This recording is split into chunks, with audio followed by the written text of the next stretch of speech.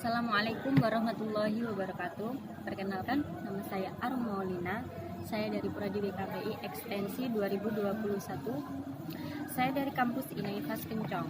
Di sini saya akan membuat review dari makalah yang pernah saya buat pada tanggal 1 Februari 2022 yang lalu, yang berjudul proses penciptaan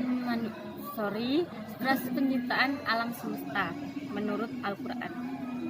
Di dalam Al-Quran menyebutkan bahwa penciptaan langit dan bumi terjadi selama 6 masa. Informasi demikian diungkapkan sebanyak 7 kali oleh kitab suci ini.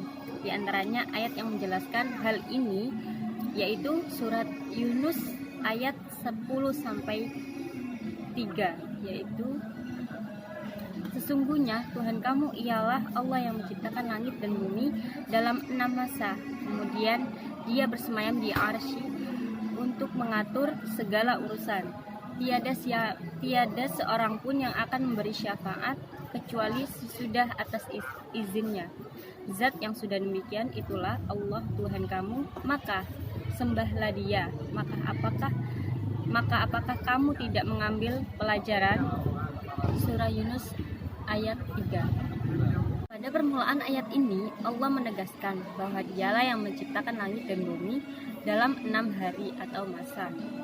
Hari yang dimaksud sebagai rentang waktu penciptaan bukan seperti hari yang dipahami manusia pada saat ini, yaitu hari sesudah terciptanya langit dan bumi.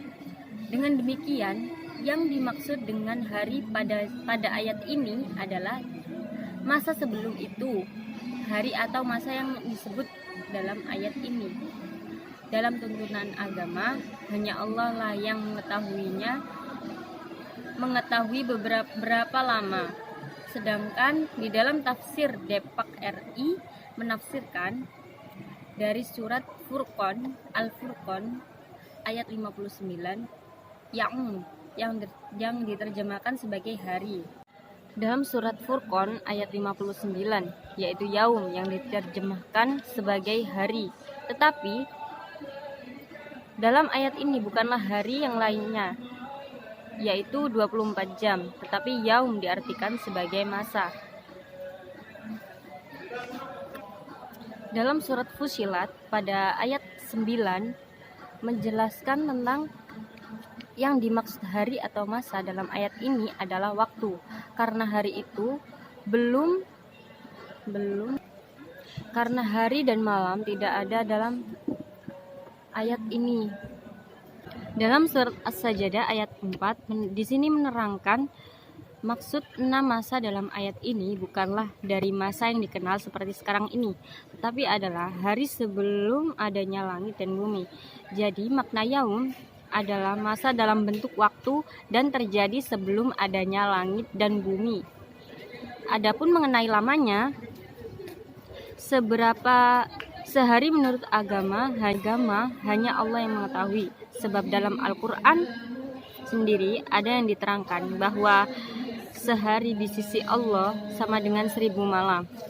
Dalam firman-Nya yang disebutkan, dan mereka meminta kepadamu agar azab itu disegerakan.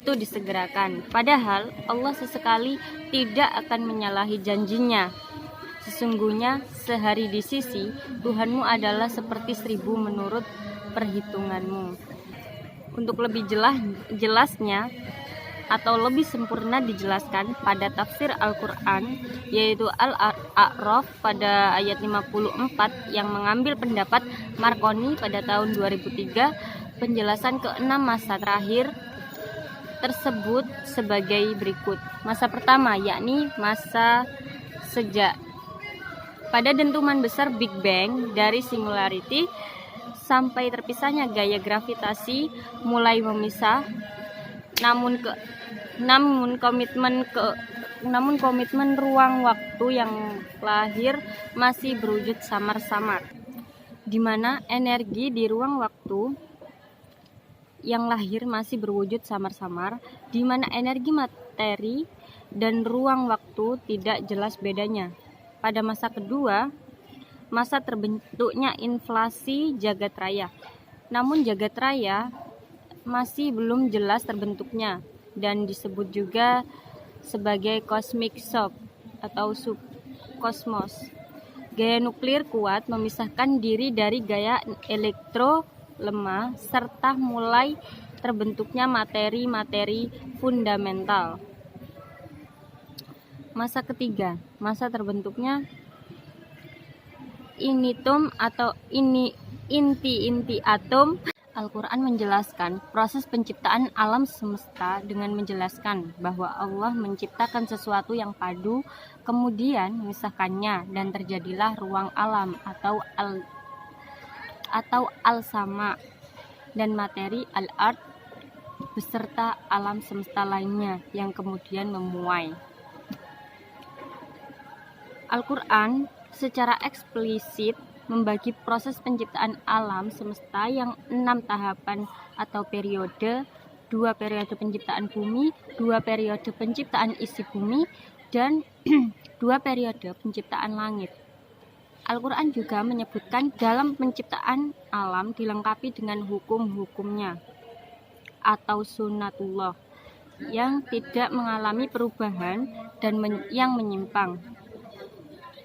Dan tafsir ilmi penciptaan alam semesta atau jagat raya Kementerian Agama Republik Indonesia menganut teori kreasi bahwa Allah Subhanahu wa Ta'ala yang telah menciptakan semua kejadian di alam semesta ini.